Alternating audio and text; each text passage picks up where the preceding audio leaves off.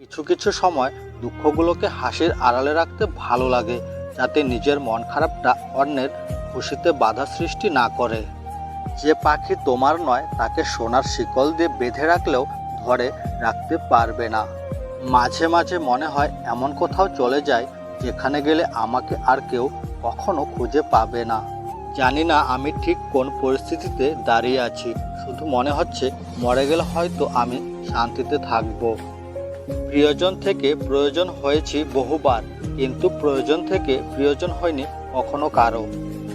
একদিন আমার বাড়ির সামনেও ভিড় জমবে, শুধুমাত্র আমাকে শেষবারের মতো দেখার জন্য।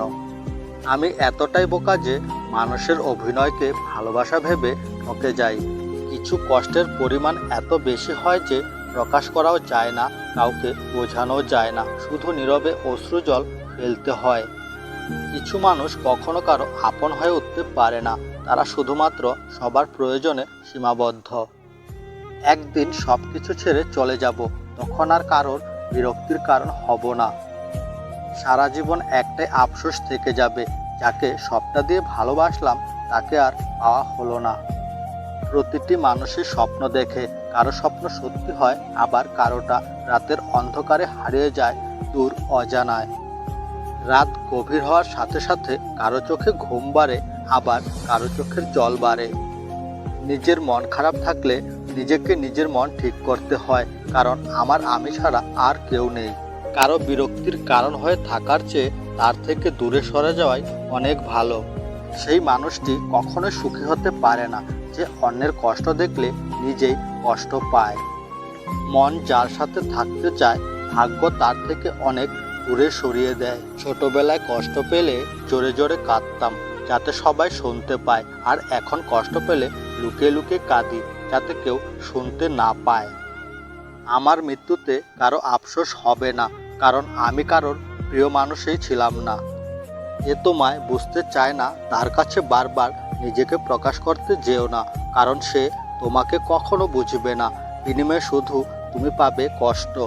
মাঝে মাঝে জীবনের সবচেয়ে বেশি সুখের স্মৃতিগুলো সবচেয়ে বেশি কষ্টের কারণ হয়ে দাঁড়ায়। কষ্টের ভাষা শুধু চোখের জলে হয় না, কখনো কখনো মিষ্টি হাসির পেছনেও কষ্ট লুকিয়ে থাকে, যেটা সবার চোখে পড়ে না।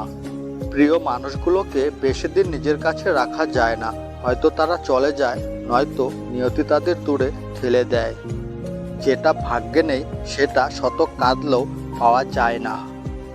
কিছু কিছু ব্যক্তিগত দুঃখ আছে যা স্পর্শ করার অধিকার কারোরই নেই। খুব ইচ্ছে করে সবাইকে হাসিয়ে এই পৃথিবী ছেড়ে চলে যেতে। ছেলে হয়ে সব কিছু করার অধিকার পেয়েছি, পাইনি শুধু চিৎকার করে কান্না করার অধিকার। থাকলে কাছে কে আর বোঝে, কিন্তু হারিয়ে গেলে সবাই খোঁজে। রাত সবারই কাটে, কারো কাটে নতুন স্বপ্ন দেখে, আবার কারো কাটে স্বপ্নগুলো ভেঙে যাওয়ার যন্ত্রণায়। মানুষ এতটাই স্বার্থপর যে প্রয়োজন মিটে গেলে ছুঁড়ে ফেলতে 1 মিনিটের বেশিও ভাবে না। কষ্টগুলো খুবই একান্ত, না পারি কাউকে বলতে, না পারি চিৎকার করে কাঁদতে। সুখে থাকার অভিনয়টা সবার সাথে করা গেলেও নিজের সাথে কখনোই করা যায় না। আয়না আমার সব থেকে কাছের বন্ধু, কারণ আমি কাঁদলে সে কখনো হাসে না। মানুষ একা থাকতে ভালোবাসে না, কিন্তু যখন তার দুঃখগুলো কেউ বোঝে না, তখন সে মানুষটি বাধ্য হয় নিজেকে সবার কাছ থেকে সরিয়ে রাখে।